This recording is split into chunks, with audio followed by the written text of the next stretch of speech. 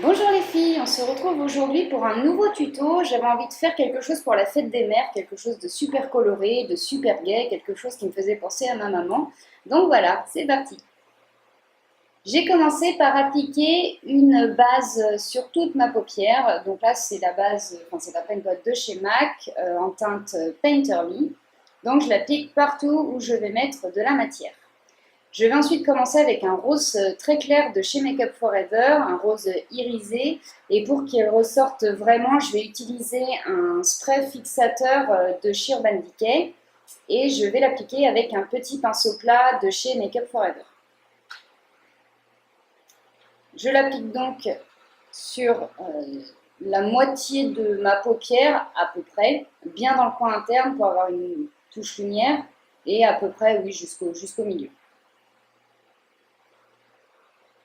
Je viens compléter ma paupière avec un rose fluo, donc il paraît pas fluo à la caméra, mais pour celles qui connaissent le 75 de chez Make Up Forever, vous savez qu'il est bien pétant. Donc je vais l'appliquer avec un autre pinceau plat de chez Yves Saint Laurent. Et je viens le mettre en coin externe. Et je viens reprendre mon petit pinceau avec mon rose irisé pour essayer de fondre les deux couleurs, étant donné que l'un est très clair et l'autre très fluo. Il faut vraiment que ce soit bien mélangé. Je continue en commençant mon creux avec un vert pomme de chez Make Up Forever et un fluffy de chez MAC. Et je viens juste marquer mon creux.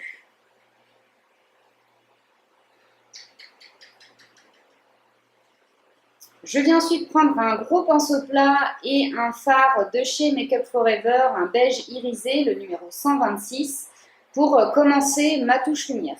Donc après, vous pouvez bien sûr mettre un fard plutôt mat si vous préférez les mats, étant donné que ça fait beaucoup de fard irisé. Vous pouvez aussi partir sur des blancs si vous préférez que ça se voit. Voilà, il y a différentes touches lumière possibles.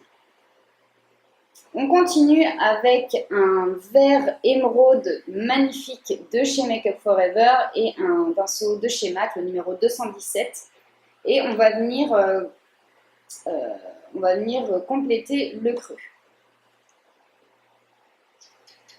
Donc on fait bien en fonction de la forme de son œil. Je reprends mon pinceau de vert clair pour bien fondre mon creux. Ensuite, je vais reprendre mon fard vert pomme de chez Make Up Forever. Je vais utiliser un pinceau de chez Make Up Forever également, le 16S.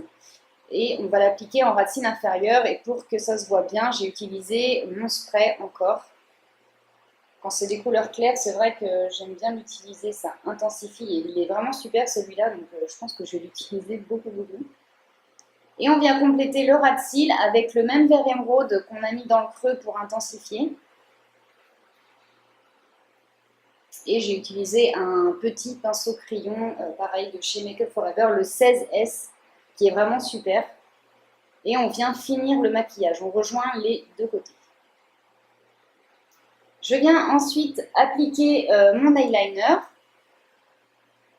Donc toujours pareil, je parfum, j'épaissis en allant vers le coin externe, je complète bien les trous au ras de cils.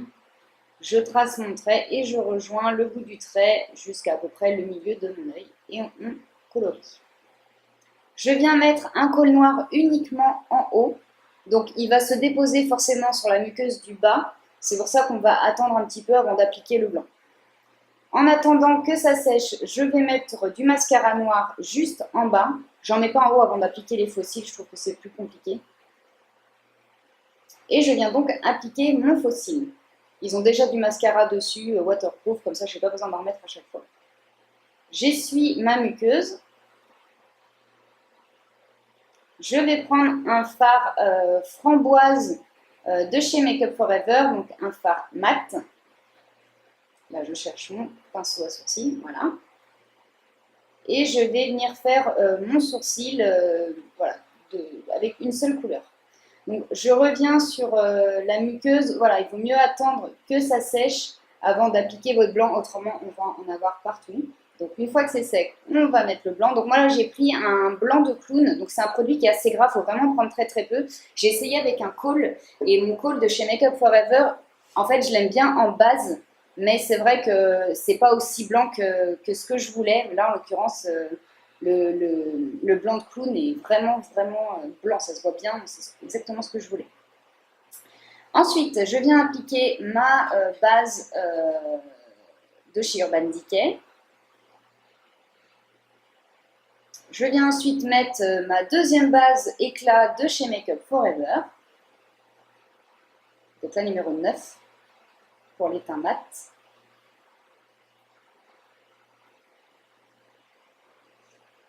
Je vais ensuite appliquer mon fond de teint. Donc là, c'est le Make Up For Ever numéro 140 de la gamme HD.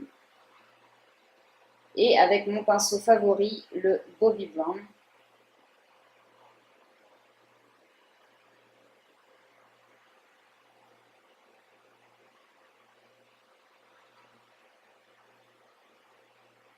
Une fois que c'est fait, je vais appliquer mon anti-cerne, enfin correcteur anti-cerne, de chez Black Up. Donc je l'applique au doigt parce que ma petite éponge est à laver, elle n'était pas sèche. Donc je l'ai appliqué au doigt, c'est pareil.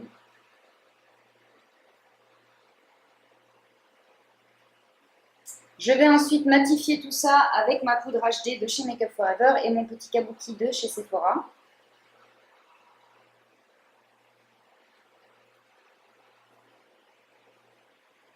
On va commencer le contouring, toujours avec mon kit sculpting de chez Make Up For Ever, donc le numéro 2. On va commencer avec la couleur foncée et un pinceau de chez Sigma, qui est fait pour le contouring. Je commence par les tempes et je vais faire le ras du front, enfin la racine des cheveux. Je vais ensuite faire le creux des joues. Donc là, j'ai accéléré parce que ça prend un peu de temps, mais il ne faut pas hésiter à bien flouter avec votre pinceau.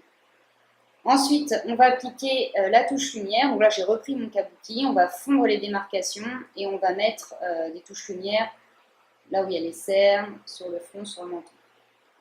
Je vais ensuite faire un mélange de fards pour obtenir un blush rose parce que je n'ai pas de blush rose. Mais étant donné que j'ai pas mal de fards de cette teinte-là, voilà, je vais faire un petit mélange et ça fera l'affaire.